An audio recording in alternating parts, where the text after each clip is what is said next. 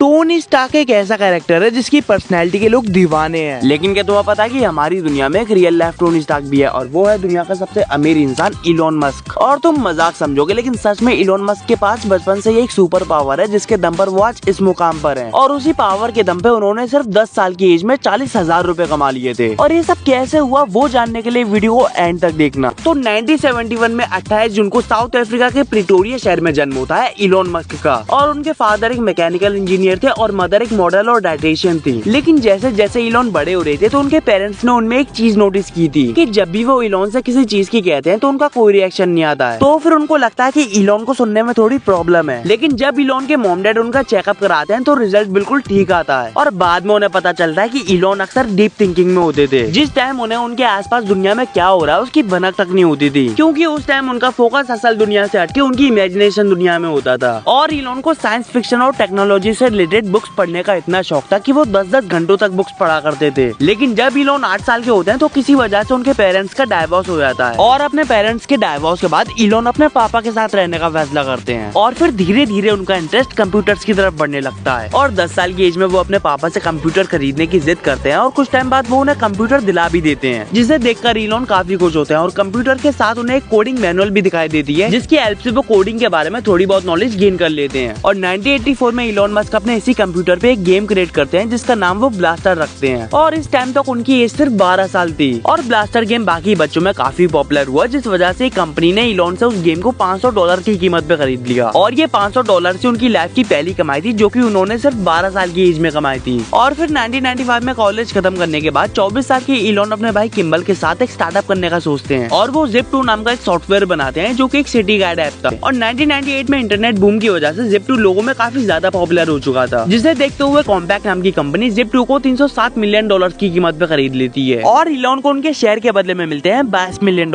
और इस टाइम तक उनकी एज सिर्फ 27 साल थी। और अगर वो चाहते तो इन पैसों से रिटायर हो गए बाकी लाइफ अच्छे से एंजॉय कर सकते थे। बट इसकी जगह वो अपने और न्यू आइडियाज पे काम करना शुरू कर देते हैं। दरअसल वो बैंकिंग इंडस्ट्री में एक बदलाव लाना चाहते थे। वो एक ऐसा ऐप बनाना चाहते थे जहाँ पे पेमेंट, इन्वेस्टमेंट, लोन जैसी बाकी चीजें ऑनलाइन की जा सके। और वो $10 मिलियन की इन्वेस्टमेंट के साथ एक ऐसा ऐप बनाते भी हैं जिसका नाम वो X.com रखते हैं, जहाँ पे ये सारी चीजें सिर्फ एक प्लेटफॉर्म के थ्रू ऑनलाइन की जा सकती थी। और लॉन्च के कुछ ही महीनों में X.com का यूजर बेस 2 लाख तक पहुँच गया था। लेकिन इस टाइम तक पीटर थिल नाम के बंदे की भी एक डिजिटल बैंक थी जिसका नाम था पेपाल। और उस टाइम इलॉन और पीटर दोनों एक दूसरे के सबसे बड़े कॉम्पिटिटर थे। लेकिन फिर बाद में वो दोनों कॉम्पिटिशन को खत्म करके अर्ली 2000 में एक दूसरे के साथ मर्ज हो जाते हैं। और फिर इस मर्ज के बाद पेपाल काफी तगड़ी ग्रोथ करती है। लेकिन फिर 2002 में ईबे नाम की कंपनी पेपाल को $1.5 बिलियन में खरीद लेती है। और पेपाल का सबसे बड़ा शेयर होल्डर होने के नाते इलॉन के हिस्से में आते हैं $180 मिलियन। लेकिन फिर 2008 में इलॉन की जिंदगी का सबसे बड़ा डाउनफॉल आता है, जब उनकी टेस्ला और स्पेसएक्स दोनों कंपनी बंद होने के कगार पे थी। और उस टाइम पूरी दुनिया इकोनॉमिक क्राइसिस से गुजर रही थी। बैंक्स बंद हो रहे थे, स्टॉक मार्केट क्रैश कर रहा था और इन्वेस्टर्स अपने पैसे बचाने के चक्कर में थे। ऊपर से टेस्ला और स्पेसएक्स दोनों नई और रिस्की कंपनीज थी। टेस्ला इलेक्ट्रिक कार्स बना रही थी, जबकि उस टाइम पे लोग सिर्फ पेट्रोल और डीजल कार पे भरोसा करते थे। और स्पेसएक्स के लगातार 3 रॉकेट फेल हो चुके थे। और लोग इलॉन मस्क का मजाक उड़ा रहे थे और कह रहे थे कि ये बंदा पागल हो चुका है जो रॉकेट्स में पैसे फूक रहा है। यहाँ तक कि रॉकेट्स फेल होने की वजह से इलॉन काफी ज्यादा लॉस में चले गए थे। और कम पैसों की वजह से टेस्ला की कार प्रोडक्शन में भी डिले हो रहा था। और अगर स्पेसएक्स का चौथा रॉकेट भी फेल हो जाता तो सब कुछ बर्बाद हो जाता। और इलॉन के ये सब हालातों को देखकर इन्वेस्टर्स भाग रहे थे। और ये सब परेशानी देखकर इलॉन मस्क फिर से अपनी डीप थिंकिंग वाले फेज में चले जाते हैं। और फिर बाद में इलॉन मस्क कहते हैं कि भाड़ में जाओ सब, अगर कोई पैसे नहीं दे रहा है तो मैंने अब तक जितने भी पैसे कमाए हैं वो मेरी दोनों कंपनी टेस्ला और स्पेसएक्स में लगा दो। और फिर इलॉन के इसी कॉन्फिडेंस को देखकर इलॉन के इन्वेस्टर्स भी मोटिवेट हो जाते हैं और इन्वेस्टमेंट के लिए रेडी हो जाते हैं। और फिर वो सारा पैसा टेस्ला और स्पेसएक्स में लगा देते हैं। और फिर 28 सितंबर 2008 में फैल्कन फाइनली ऑर्बिट पे पहुंचता है। और ये स्पेसएक्स का पहला सक्सेसफुल लॉन्च था। और सिर्फ 2 महीने बाद नासा ने स्पेसएक्स को $1.6 बिलियन